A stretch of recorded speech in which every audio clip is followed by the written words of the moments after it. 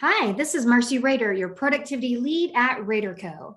I'm the principal contributor to the Health Powered Productivity Podcast, where we give you bite sized nuggets of knowledge in areas of productivity, health, and clutter that you can implement right away.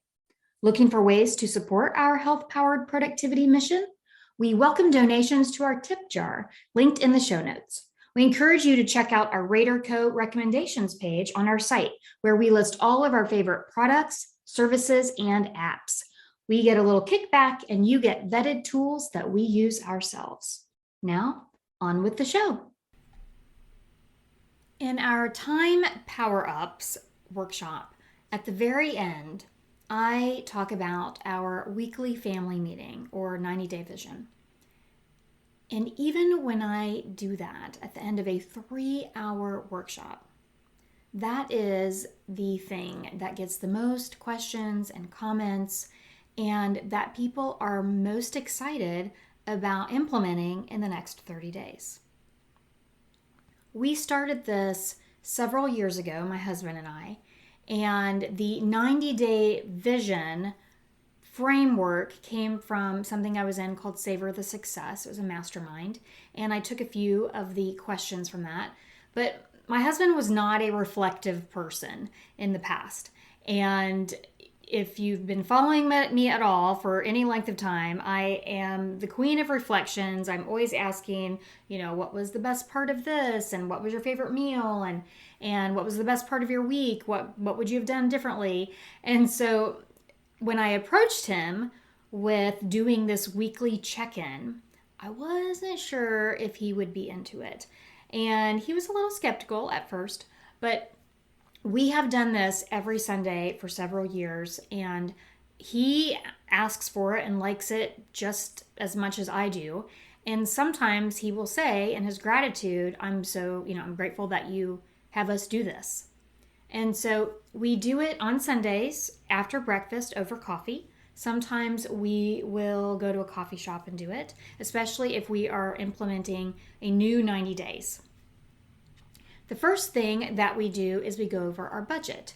And I am the Rader Rodenbaugh CFO of our house. And so last year we paid off all of our debt. And actually it's been 2 years, I guess now. And we have zero debt. And to get to that point, it was really helpful for us that every week we were kind of revisiting our budget and seeing what we had, to spend and what we needed to come up with to reach certain financial goals. My husband has no interest in the money as long as we have it. And so it was good for me to give him a check-in. And so I wasn't just feeling like all the money issues were with me. Even though he didn't have a lot to contribute, it still kept him in the loop with things. And it scares me a little bit, quite frankly, when I hear couples where only one person really knows what's going on with the money. It's not even if it's not like a secretive thing, it's just you should know where your money is and what's going on with it. And maybe you don't need to every single week, but for us to reach those goals, we did. Now that we are free of debt, we live in a fixer-upper, so sometimes it's just looking at that kind of budget. We're budgeting for vacations and things, and it doesn't seem as necessary, but it's just a habit, so we still do it. Then the next question we ask is Marcy feels, and then Kevin feels. And this question did come from Savor the Success. And that is when we sit down at the beginning of every quarter and decide on our next 90 days, it's how do we want to feel at the end of that 90 days? So for me, sometimes it's confident in my pipeline. Maybe I just came off of a quarter where my pipeline was a little dry, and the next quarter, that's how I want to feel. And there was a time during COVID that, my husband wanted to feel less anxiety about, going out and, more confident in some other things related to COVID. So it's just a feeling statement. My husband also often will say that he wants to feel pain-free because he had a lot of aches and pains up until he recently hired a personal trainer, and that is helping him a lot with that. But because we visit it every week, it helps us to kind of check in with each other. Then we have family goals. And our family goals we decide on for the quarter, and ours, and these are for this quarter, is to do a physical activity together one time per week. And sometimes that's a walk, it's a bike ride, it's yoga, but we want to at least make sure that we do a physical activity together once a week. And we do a breathing or meditation once a week for 5 or more minutes. So sometimes we'll just put calm on the on our smart TV. We'll pull up a Poetry Pharmacy or the Daily Calm, and we'll just sit and hold hands, and we will do the meditation. And that's something that we're doing this quarter as an experiment. But we always have goals for each other, and or for our family. And yes, sometimes those goals include sexy time. So some people think that sexy time goals, like, where's the spontaneity? Well, if you're not having it at all, then there's no spontaneity in that either, people. So it's better to have the goal and to actually talk about it every week. And if you talk about it every week, then it's bound to happen, right? So, we don't miss a week for that. So house goals is, we live in a fixer-upper, like I said, and I would outsource everything. And he likes to do projects himself, but his timelines are a little different than my timelines. So I try to, when I'm checking in with, when are you going to use the weed killer, or when are you going to paint these frames? I, for the most part, will save it up for Sunday and ask him during the meeting rather than just ask him every day about it during the week. So we have our house goals. We typically KonMari one room in the house or one area of the garage every month. So we'll decide on those ahead of time. But, we have we talk about the house then. Then we have our own personal goals. Mine was, this month is a meditation goal. I'm gradually increasing my meditation time. There's been some quarters where I say, that I want to do some kind of very focused self-care activity that seems fancy or extravagant to me. I do a lot of self-care type things that other people would consider self-care. I use my infrared sauna every single day that I'm home.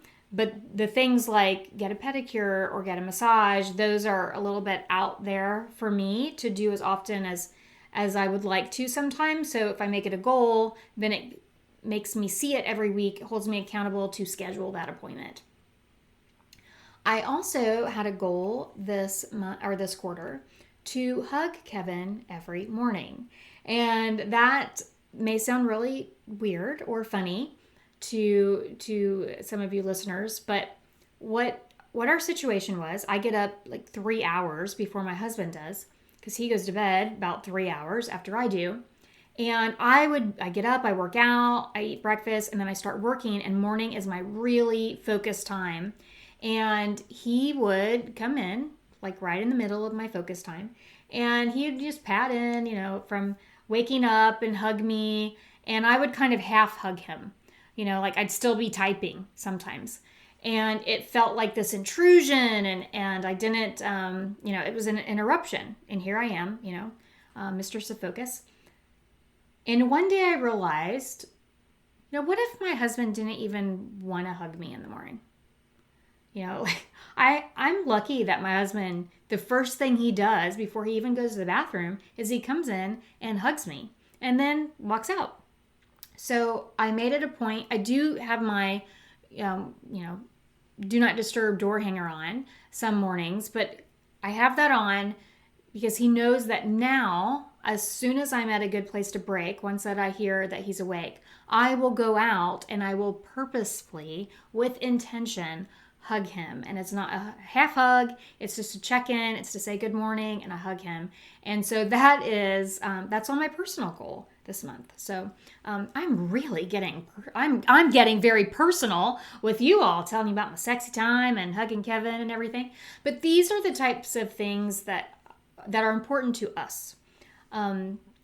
Kevin's goal was to do putting practice, I think 2 times a week, and to make me a meal once per week at lunch. It used to be twice per week, but he realized that was a little bit too much for him. And so that got changed to 1 meal a week. But because he sees that every Sunday, then he'll look at my calendar and he'll kind of plan like, oh, I'll make lunch for Marcey on Wednesdays. And speaking of calendar, we also will go over our calendars. And if you have kids, absolutely, you need to do this. But we will go over our calendars and talk about any new dates that, like, because he's a professional drummer, like that his band is playing, or if I'm going to be out of town and how we need to prepare for that. And then at the end, we have a couple of things. So one thing for the quarter is, wouldn't it be amazing if? And these are things that might happen or that we would like to happen. And it could be, like, for me, often it's a money goal with business. Like, wouldn't it be amazing if I did blah, blah, blah? Or wouldn't it be amazing if I got X as a client?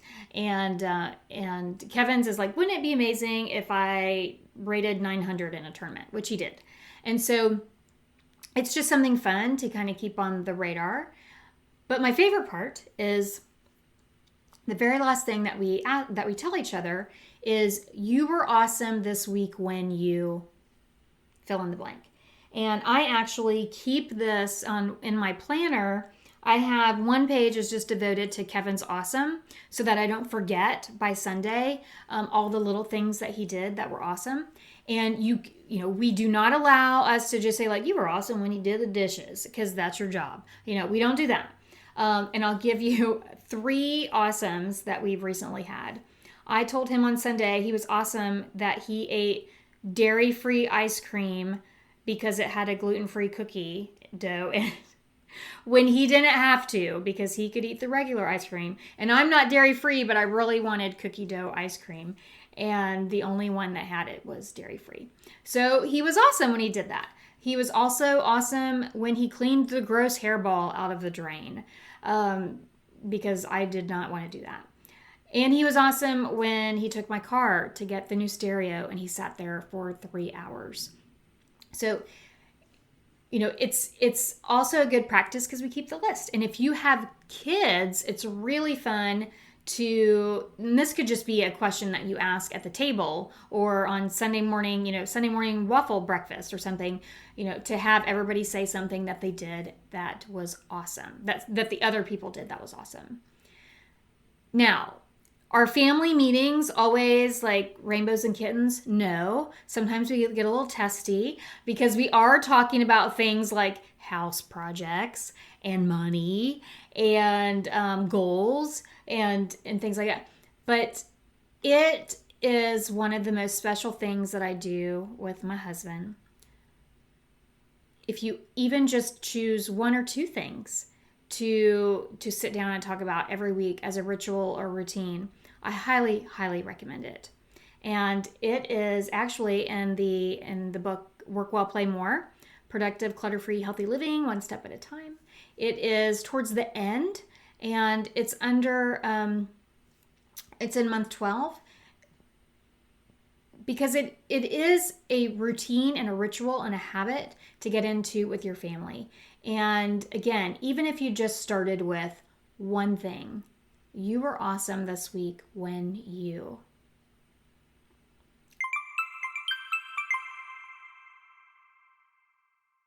Thank you for listening to the RaderCo Health Powered Productivity Podcast. Please subscribe, leave a review, and forward this episode to at least one person you know could benefit. And can I ask a favor? If you felt this podcast was valuable, please consider supporting it by donating to our tip jar to continue giving you bite-sized nuggets of knowledge. And get your sneak peek of my latest book, Work Well, Play More, Productive, clutter-free, healthy living, one step at a time. With the novice behaviors from chapter 1, that includes how to deal with all those rings, pings, and buzzes, how to declutter your digital desktop and why it's important, and how to play hide and seek with your food to help with portion control. It's waiting for you at helloraderco.com/gift.